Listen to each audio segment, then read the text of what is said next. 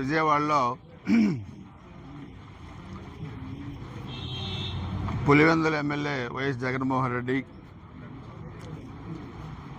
ఒక మీడియా సమావేశంలో మాట్లాడుతూ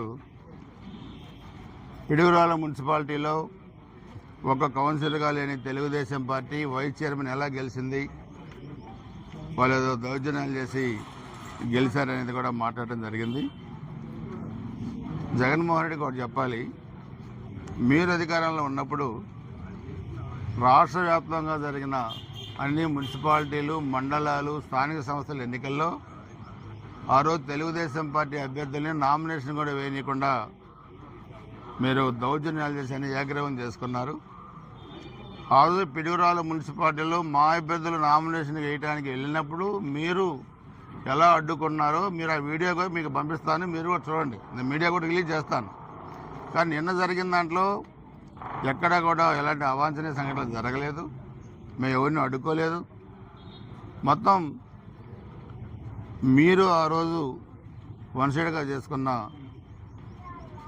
మీ కౌన్సిలర్స్ మొత్తం కూడా అభివృద్ధి అనేది తెలుగుదేశం పార్టీ వల్లే, ఎన్డీఏ ప్రభుత్వం వల్లే జరుగుతున్న ఉద్దేశంతో వైస్ చైర్మన్ ఎన్నికలో ఏకగ్రీవం చేశారు. అదేవిధంగా చైర్మన్తో సహా 17 మంది కౌన్సిలర్లు తెలుగుదేశం పార్టీలో చేరారు.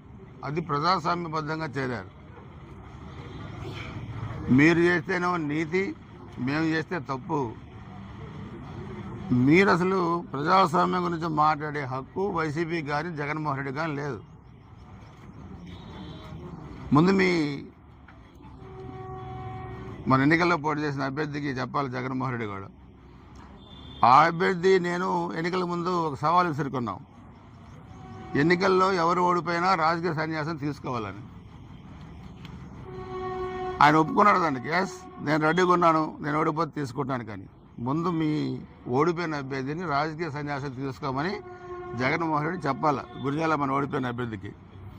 అదర్వైజ్ చెప్పలేనప్పుడు నోరు మూసుకొని కూర్చోవాలి. మాట్లాడే హక్కు మీకు ఎక్కడ ఉంటుంది? నిన్న కదే చెప్పా పిడుగురాళ్ళలో కూడా. ఫస్ట్ నీతులు చెప్పే ముందు మీరు మాట్లాడిన మాటకి కట్టుబడి మీరు ఉన్నారో లేదో చెప్పండి జగన్మోహన్ రెడ్డి.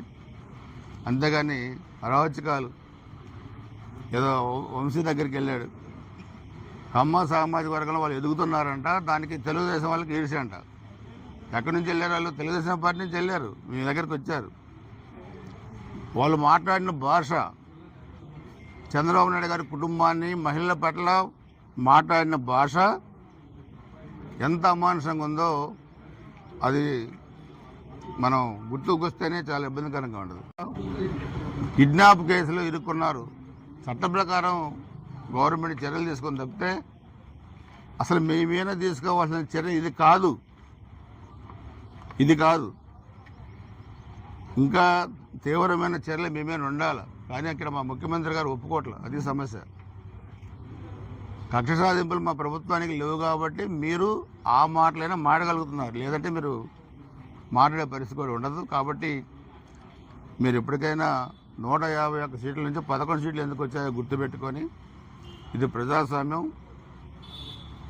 మీ అయ్య రాజ్యాంగ 5 సంవత్సరాలు పరిపాలిస్తే ఎందుకు 11 సీట్లకు వచ్చారు ఇప్పటికైనా గుర్తుపెట్టుకొని అవాకులు చవాకులు పేలకుండా నిన్న జరిగిన ప్రజాస్వామ్యబద్ధమైన పిడుగురాళ్ల మున్సిపల్ వైస్ చైర్మన్ది మీరు దాంట్లో ఎటువంటి ఆక్షేపం లేదు. జిల్లా జాయింట్ కలెక్టర్ గారు ఉన్నారు, ఎన్నికల అధికారి ఆర్డీఓ ఉన్నారు, అదేవిధంగా వీడియో రికార్డ్ చేశారు, ఎన్నికల సంఘానికి పంపించారు.